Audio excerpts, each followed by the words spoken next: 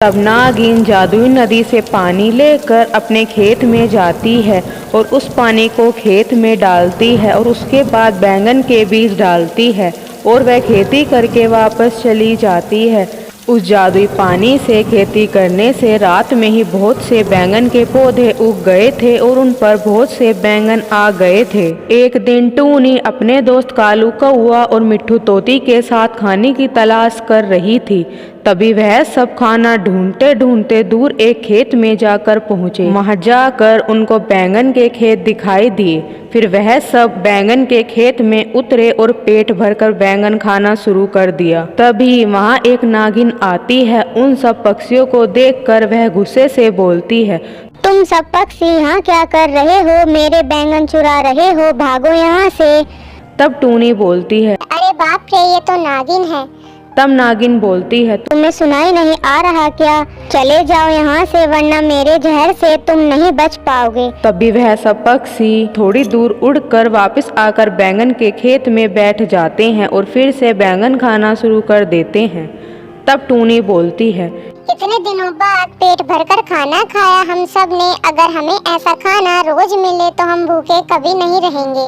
अगर ये बैंगन हम रोज खाएं तो कैसा रहेगा? तब कालू कौआ बोलता है, ये कैसे हो सकता है? हम इतनी दूर रोज रोज नहीं आ सकते। तब मिट्ठू तोती बोलती है, हम रोज रोज यहाँ आए तो ये नागिन ही हमें खा लेगी।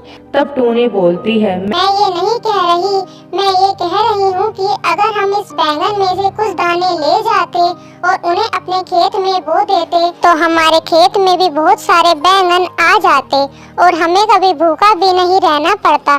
तभी वह नागिन वहाँ पर वापस आ जाती है और बोलती है, देखो अब मैं तुम सबके साथ क्या करती हूँ। तभी नागिन अपने मुंह से आग उगलना शुरू करती है।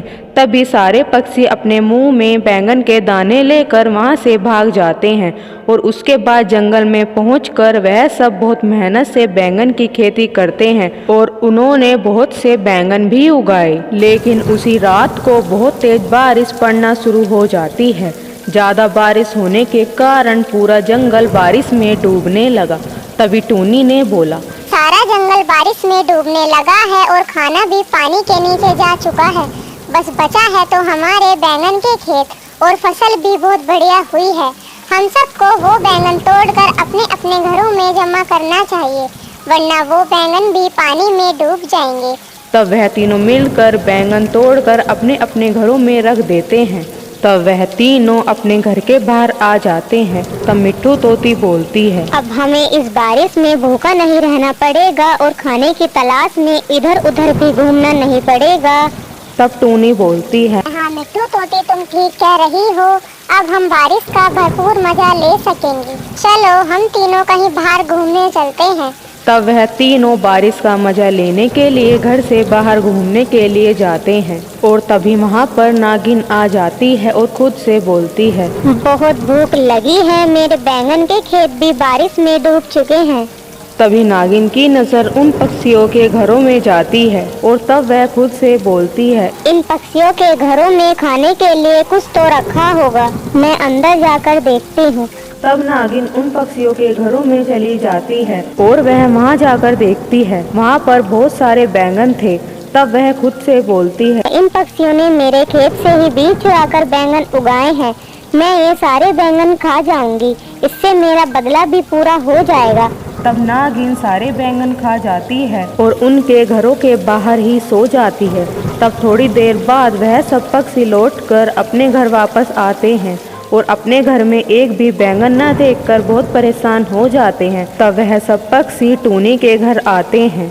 तब टूनी बोलती है, पता नहीं हमारे सारे बैंगन कहाँ चले गए। अब हम क्या खाएंगे? अब तो हम भूखे ही मर जाएंगे।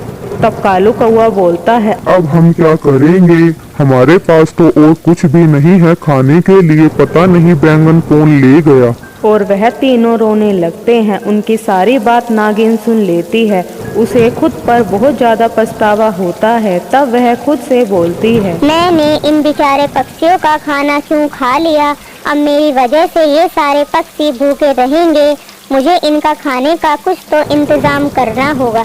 तभी उसको एक जादुई नदी के बारे में याद आता है। तब वह खुद से बोलती है, मैं उस नदी से पानी लाकर दोबारा बैंगन की खेती करती हूँ। उस पानी से रात में ही बैंगन आ जाएंगे। तब नागिन उस नदी में जाती है और वहाँ से पानी लेकर वह खेती करती है।